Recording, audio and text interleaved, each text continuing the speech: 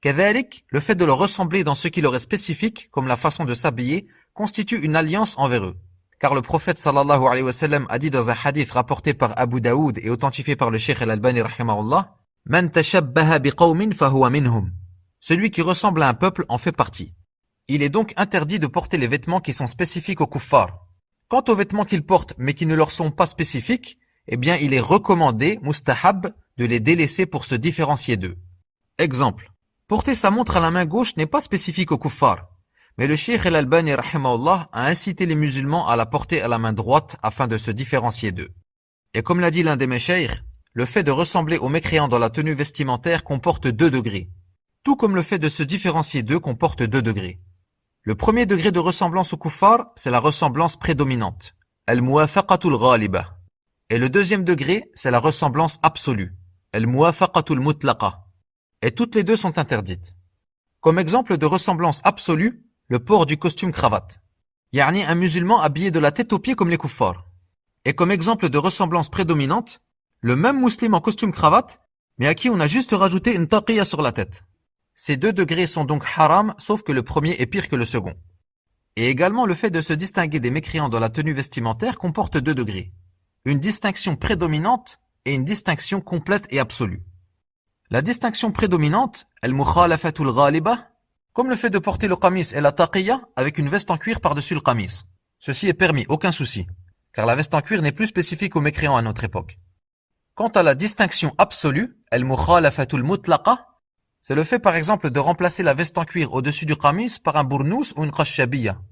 Et ce degré est sans aucun doute le meilleur, surtout pour l'étudiant en sciences. Car dans de nombreux hadiths, le messager d'Allah sallallahu alayhi wa sallam a ordonné de se différencier des mécréants. Au point que les juifs dirent de lui, Ma yuridu hadha ar-rajulu an yada'a shay'an min amrina illa khalafana fih. Cet homme ne veut rien laisser de nos affaires sans qu'il nous y contredise. Parmi les hadiths en ce sens, il dit sallallahu alayhi wa sallam, Khaliful mushrikin, waffirul liha, wa ahfush shawarib. Différenciez-vous des polythéistes, taillez vos moustaches et laissez pousser vos barbes. Rapporté par Al-Bukhari.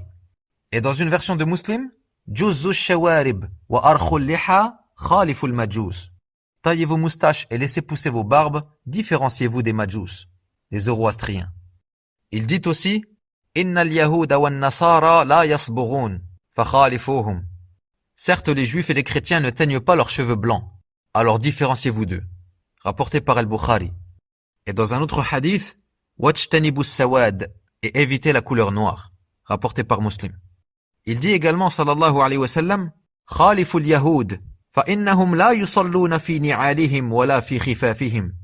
Différenciez-vous des juifs, car eux ne prient pas dans leurs sandales ni dans leurs chaussons de cuir. Sahih Abi Daoud. Il dit aussi, Tahhiru afniyatakum, fa innal yahuda la tutahhiru afniyataha. Nettoyez devant chez vous, car les juifs ne nettoient pas devant chez eux. Authentifié par le Cheikh Al-Albani. Également, en arrivant à Médine, le prophète sallallahu alayhi wa sallam trouva les juifs jeûner le jour de Ashura. Il invita donc les sahaba à jeûner ce jour, ainsi qu'un jour avant pour se différencier des juifs. Et il a dit, comme rapporté dans Sahih Muslim, Faslu ma bayna siyamina wa siyami ahli al-kitab, aklatu sahar. La distinction entre notre jeûne et celui des gens du livre est le repas du sahur, car les gens du livre ne mangeaient pas avant l'aube.